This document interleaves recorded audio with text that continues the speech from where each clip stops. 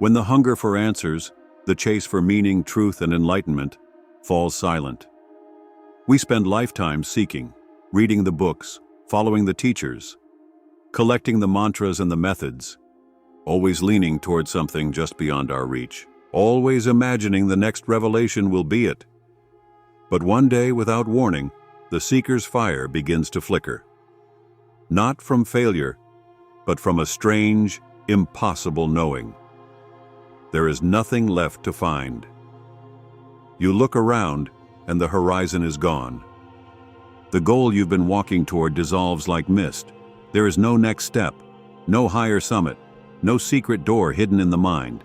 And in that stillness, there's a shock. Because without the search, who are you? Without the seeker, what remains? The paradox is almost unbearable. For so long, the seeking gave you purpose. It was the shape of your life, the movement of your mind, the scaffolding of your identity. And now, the scaffolding collapses.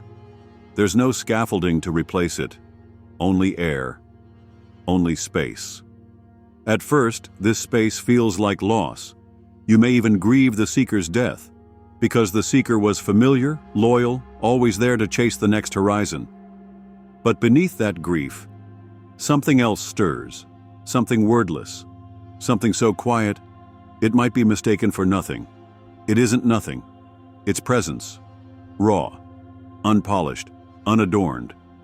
It's the recognition that what you sought was never elsewhere, never in the next teaching, or the next awakening, or the next version of yourself. It was here, always here, waiting without waiting. You notice the difference. Seeking is restless. Finding is still. The seeker is always becoming. The silence beyond the seeker simply is. From here, the mind will try to resurrect the chase. It will whisper, maybe there's a deeper stillness, a greater awakening, one more final truth. It will try to give you a new horizon, because the mind survives on movement. But the you who hears this is no longer fooled. You see the game, and you see the one playing it was never real. The seeker dissolves, and in its absence, life doesn't stop. It blooms. The breath moves, the body walks, the world turns, not because of effort, but because it always did. And in the middle of it all, there is no seeker, no destination, no path. There is only this.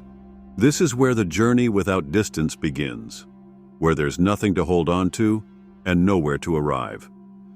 You are not waiting anymore. You are not chasing anymore.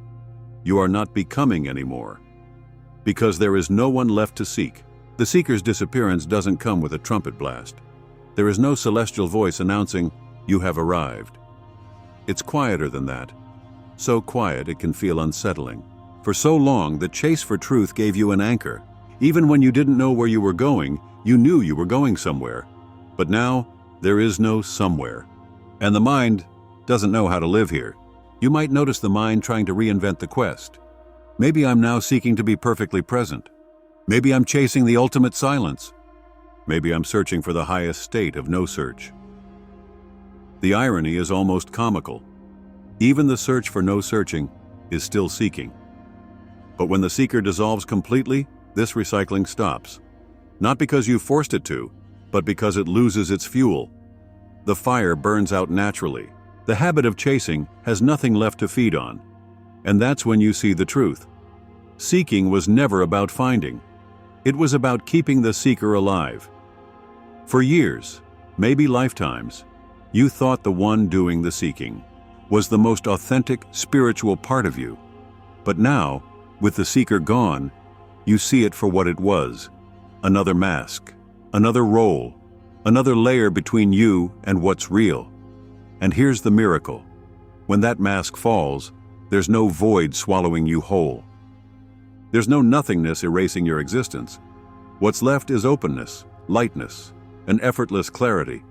Imagine a wave spending its whole life trying to become the ocean, studying the tide, practicing the perfect curve, following the great waves before it. Then one day, it stops. not because it's tired, but because it realizes it was never not the ocean. That is the end of seeking. In this space, there is no pressure to maintain awareness. You don't have to guard it. You don't have to rehearse it.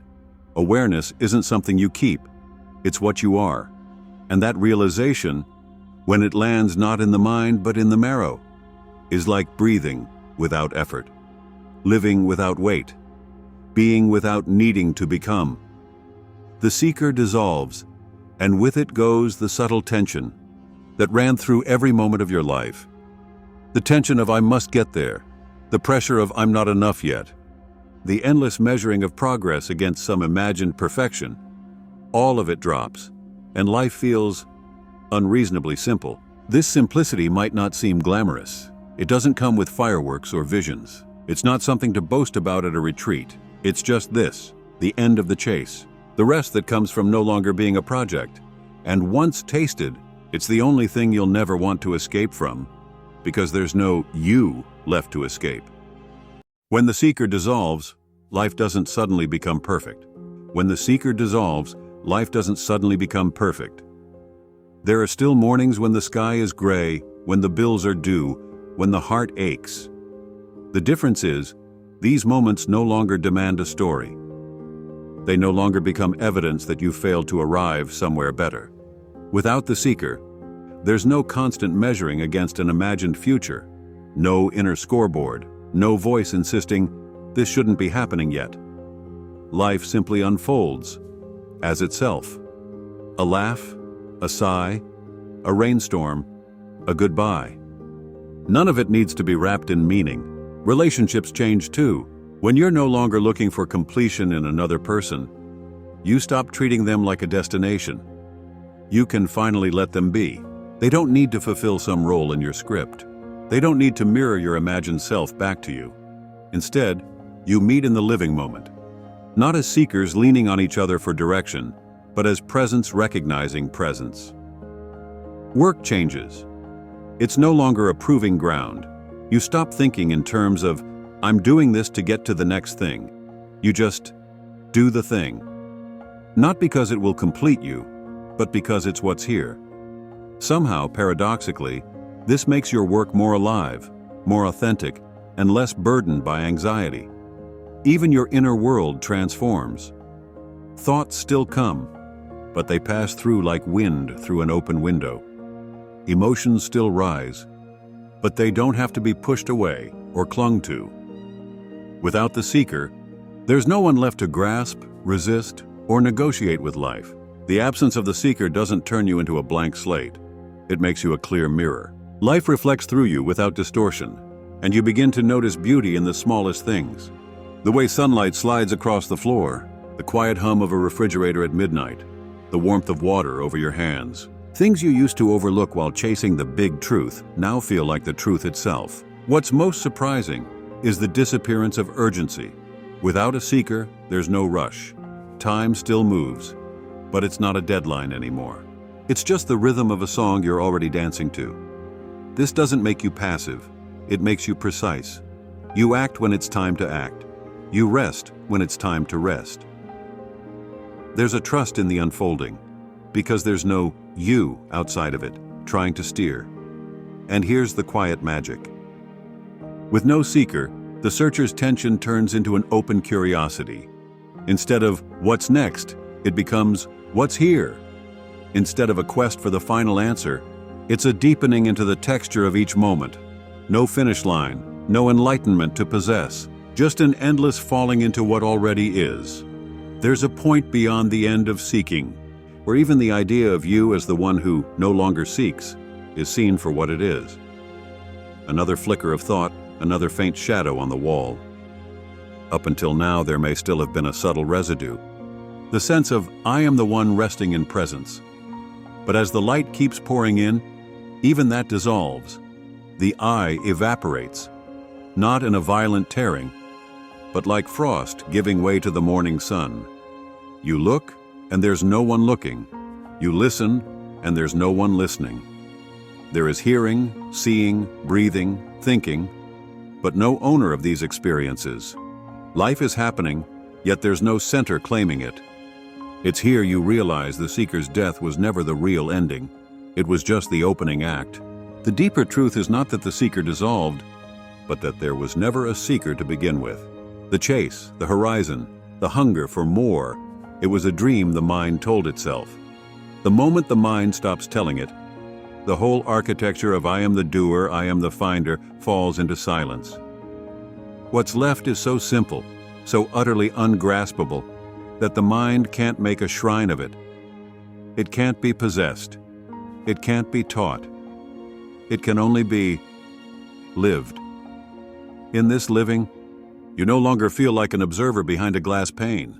The sense of separation between you and life vanishes. The river is not being watched. You are the river. The wind is not passing by you. You are the wind. And the most profound part? You always were, the whole time. The seeker's journey was just the play of forgetting and remembering.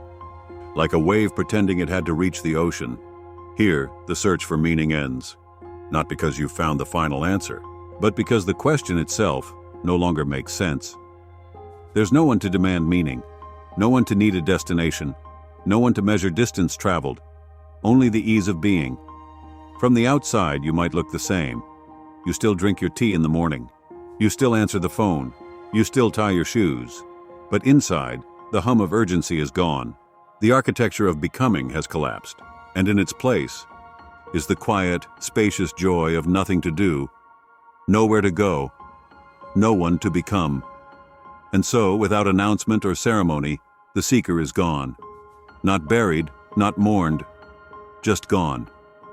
In its absence, there is no void to fear, only the fullness of this moment, the taste of air, the weight of your hands, the movement of the breath, life, only life, living itself. This is not the end of the road. It's the realization there was never a road at all, and now, there is no one left to walk it.